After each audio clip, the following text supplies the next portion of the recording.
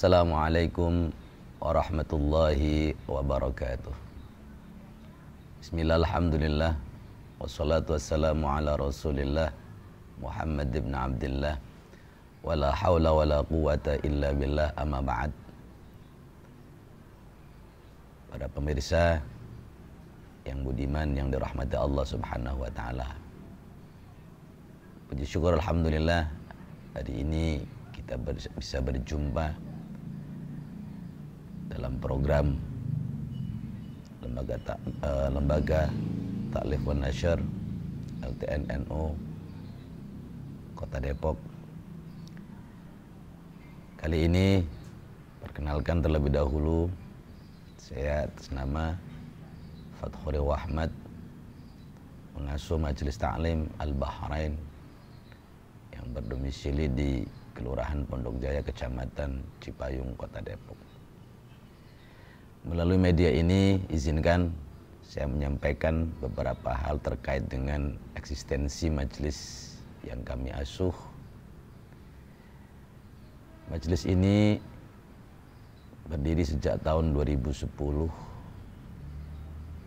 Rintisan awal yang sebetulnya sejarah berdirinya majelis ini di luar proyeksi pribadi kami selaku pengasuh, karena awalnya majelis ini adalah majelis kumpul-kumpul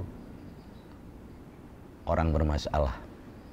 Jadi artinya bermasalah, awalnya orang konsultasi tentang problem kehidupan keseharian, problem ekonomi, problem rumah tangga, kemudian bahkan problem keagamaan. Kemudian mengalir dari waktu ke waktu, kemudian muncul ide gagasannya bukan dari saya pribadi, tetapi justru dari jamaah yang sering kongko bareng di majelis ini.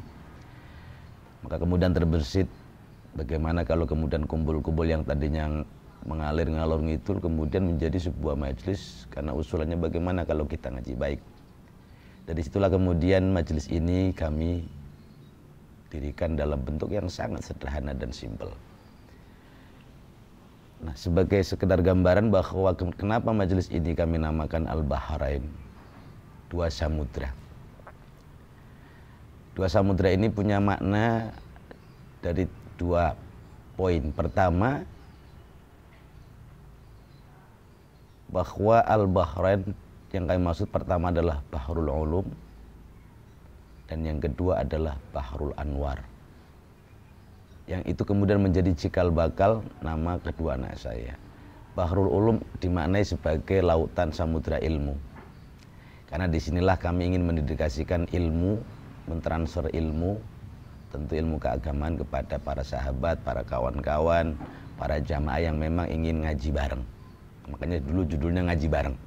Nggak ada istilah guru dan murid waktu itu, karena sifatnya lebih ke dialog interaktif atau tanya jawab seputar problem dan masalah kehidupan sehari-hari.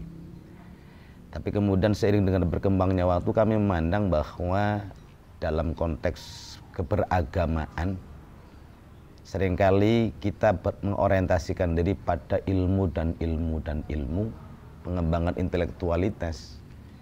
Sementara begitu flashback, ingat awal mula teman-teman duduk itu kan lebih terkait dengan persoalan kebatinan, persoalan hati, persoalan mentalitas. Sehingga bahwa sentuhan bagaimana membina mental yang baik, kemudian jiwa yang baik, kemudian psikologi yang baik, berarti perlu sentuhan majelis.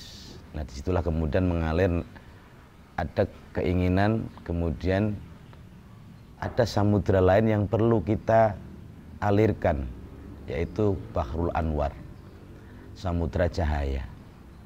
Yang ini kecenderungannya adalah bagaimana kemudian orang tidak hanya berorientasi menambah wawasan keilmuan yang lebih lebih orientasinya pada pengembangan intelektualitas, tapi perlu juga sentuhan spiritual, batin. Karena dua-duanya menjadi dua sisi yang tak terlepas, tak terpisahkan dari setiap pribadi kita. Karena belum tentu bahwa orang yang kemudian pinter atau intelektualnya mapan, jiwanya stabil dan seterusnya. Nah, itulah kemudian cikal bakal kenapa majelis ini diorientasikan dengan nama Bahrul Ulum dan Bahrul Anwar, dua samudra.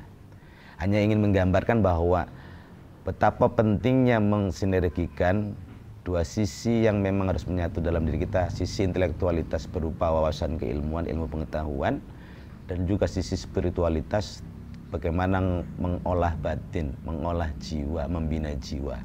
Nah, saya yakin ini adalah sebuah kebutuhan setiap pribadi agar tidak terjadi ketimpangan manakala secara intelektual bagus, tetapi secara mentality, secara moral, secara kejiwaan kurang mapan, paling tidak, atau dalam bahasa lain adalah tidak seimbang. Nah, saya yakin semua sepakat bahwa keseimbangan ini diperlukan dalam hidup kita. Itu singkat sejarah tentang penamaan Al-Bahrain. Lantas bagaimana kemudian proses berikutnya? Karena kita tidak ingin menghilangkan akar embrio berdirinya majelis, maka kemudian kemasan majelis ini kami mulai tata dengan bagaimana transfer knowledge, memberikan materi-materi kajian keagamaan. Tapi sentuhannya tentu berbeda dengan pendidikan formal atau pendidikan yang menganut sebuah kurikulum khusus yang kurikulumnya sistematis. Karena mengingat bahwa jamaah yang hadir adalah jamaah yang sangat plural, jamaah yang punya basic background berbeda-beda. Berbeda dari sisi umur, dari sisi basic pendidikan, dari sisi strata kehidupan, yang kemudian pola ngajinya pun tidak runtut. Kadang ada yang minggu ini ngaji, minggu besok tidak, bulan ini ngaji, bulan besok libur. Sehingga tidak mungkin kami, bukan tidak mungkin, rasanya menjadi sangat riskan kalau kita buatkan pendidikan misalnya atau materi keagamaan yang sangat sistematis atau berbasis kurikulum seperti halnya di pesantren, di madrasah diniyah. Karena ingat awalnya bermula dari sebuah dialog interaktif, maka akhirnya metode penerapan transfer knowledge atau ngaji kita ini menggunakan pendekatan tematik. Artinya apa? Saya lebih ini bagian dari metode dakwah terkait dengan segmen atau audiensnya. Kalau kita pukul rata dari sisi usia pun berbeda, ada yang tua, ada yang muda gitu kan. Nah, kemudian kalau kita runtut pasti nggak akan mengikuti runtutan karena tadi ada yang libur, kadang masuk, kadang enggak. Sehingga kita lebih berbasis pada kajian-kajian tematik, bahkan lebih cenderung pada request jamaah. Maka di awal-awal Kiai besok ngaji ini ya, kira-kira begitu. Jadi kemudian saya berpikir ini kayak bisnis. Bisnis itu menawarkan apa yang dibutuhkan. Nah, kita akhirnya seperti supply and demand. Mereka butuh apa ya kita kasih. Nah, dalam benak saya ini akan lebih efektif ketika dalam posisi jamaah yang seperti itu heterogen, tidak tidak satu warna. Ibaratnya kalau udah dalam dunia bisnis kan nggak mungkin orang butuhnya sendal saya kasih sepatu, kan kira-kira begitu. Nah, sehingga kemudian dalam bahasa sederhana oke lah.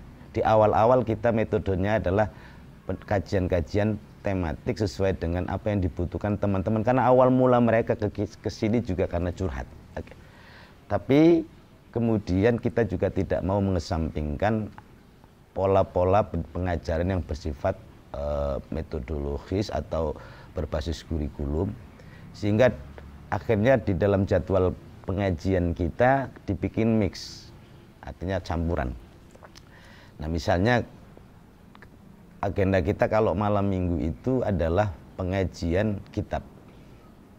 Nah, kitab ini pun tidak monoton.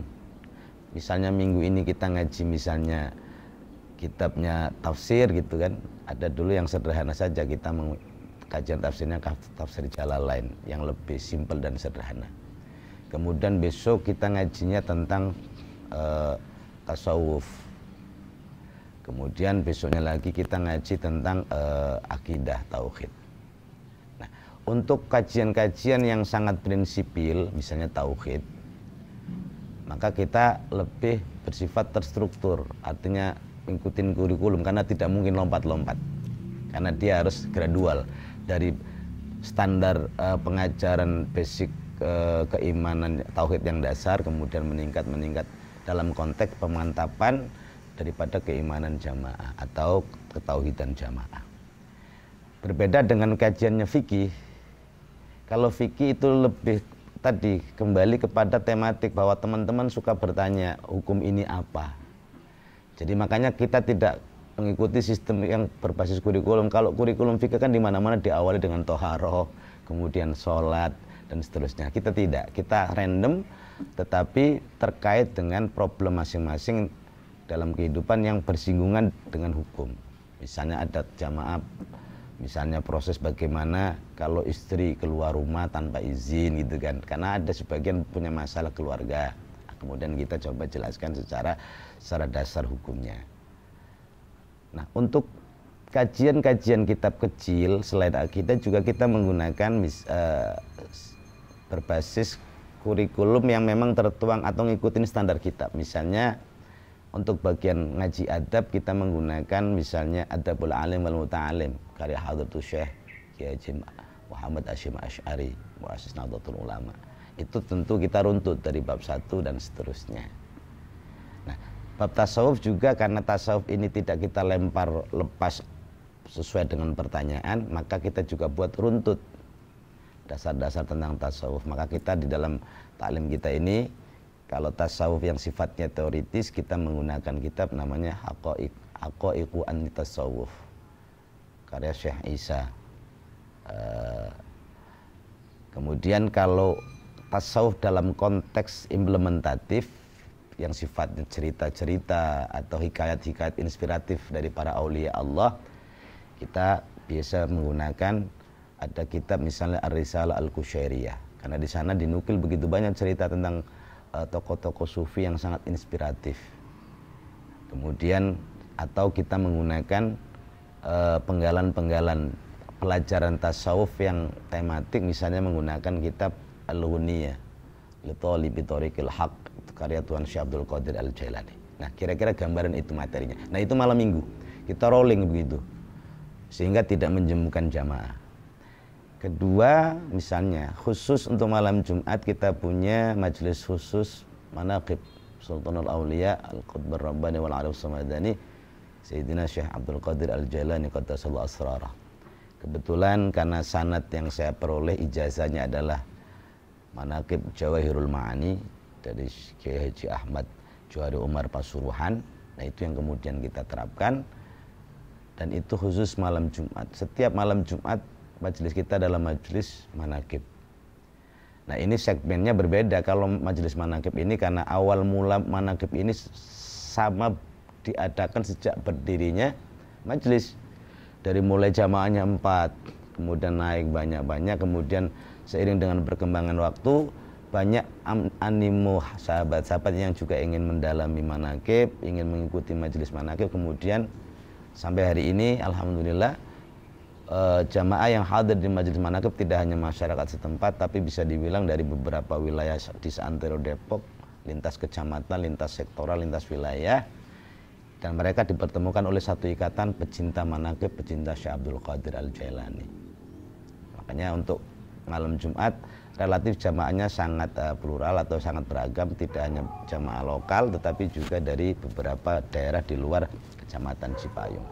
Nah, yang menjadi sedikit sentuhan kami lakukan adalah setiap habis manaqib itu agar orang punya paradigma baru, bahwa membaca manaqib itu paham tidak paham sejatinya memang dengan sebuah keyakinan.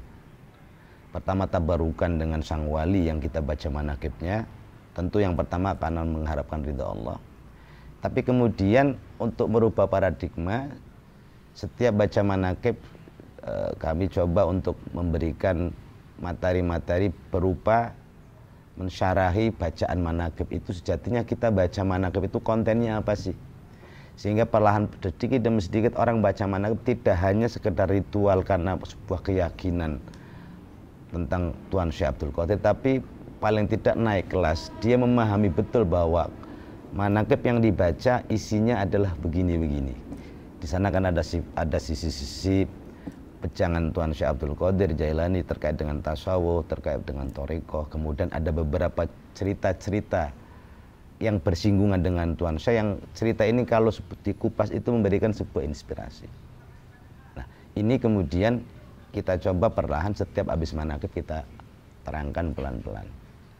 Atau kemudian kita ambil kitab pembandingnya, misalnya jika di manaqib ada konten yang menarik tentang cerita waliullah yang lain misalnya, atau waliullah, sebagai penguat kita sajikan misalnya kitab Al-Ghuniyah ataupun tadi misalnya Risalah Al-Qusyairiyah dan beberapa kitab pembanding lain, sehingga wawasannya semakin, selain ngaji zikrullah, wawasan keilmuannya juga didapat. Tetapi memang porsinya sangat terbatas, karena manaqib sendiri kalau dibaca secara pelan, secara tartil itu ya hampir 2,5 jam, sehingga porsi untuk kajian kitabnya itu cukup 10-20 menit ya di penghujung akhir sebelum doa ikhtitam. Nah, itulah gambaran tentang majelis taklim yang kita dirikan. Nah, overall secara keseluruhan bahwa majelis ini secara pribadi saya, karena saya ini adalah kader NU, maka majelis ini kami dedikasikan sebagai salah satu benteng ahli sunnah wal jamaah an-nahdhiyah. Makanya ornamen atau aksesoris yang ada di belakang kami memang lebih kental dengan nuansa ke-NU-an. Karena itu mau tidak mau adalah memang niat kami. Visi misi kami adalah hadirnya majelis ini paling tidak memberikan satu kontribusi dalam rangka memperjuangkan, mempertahankan, mengawal dan melestarikan amaliyah dan akidah Ahlussunnah wal Jamaah.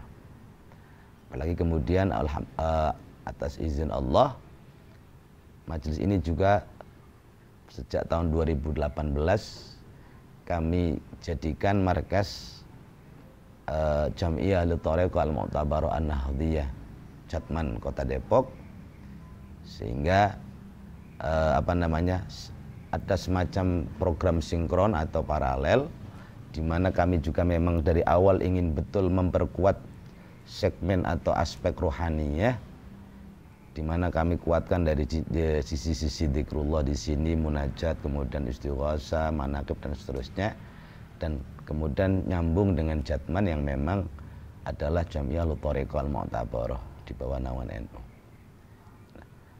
Itu adalah memang dari awal. Kenapa bisa terjadi? Karena dari awal memang kami punya keinginan kuat bagaimana sisi-sisi tasawuf, sisi-sisi thariqah mulai dikembangkan, disiarkan di wilayah Depok ini. Nah, kami hanya ingin tampil sebagai paku kecil yang memperkuat gerakan-gerakan thariqah, gerakan-gerakan amali Ahlussunnah wal Jamaah. Nah, itu yang kami sampaikan kepada jamaah terkait dengan keberadaan majelis. Sehingga siapapun yang ngaji di sini, mau tidak mau, cepat atau lambat, pasti kami perkenalkan dengan yang namanya NU. Dan karena hari ini saya dinobatkan sebagai Rois Jatman Kota Depok, maka ada sedikit tambahan amanah, maka lama-lama jamaah yang hadir juga saya perkenalkan dengan Jatman Mahwa Jatman gitu kan. Karena memang ada amanah dari Maulana Habib Lutfi agar kita memperkenalkan masyarakat tentang Jatman dan thariqah, atau dalam bahasa globalnya itu mentorekohkan masyarakat dan memasyarakatkan thariqah. Lah, ini majelis kami fungsikan, kami kontribusikan untuk memberikan peran dalam konteks program Jatman. Karena mau tidak mau di sini markasnya, maka terjadi sinkronisasi atau linear lah, paralel antara program majelis dan program Jatman. Ada irisan.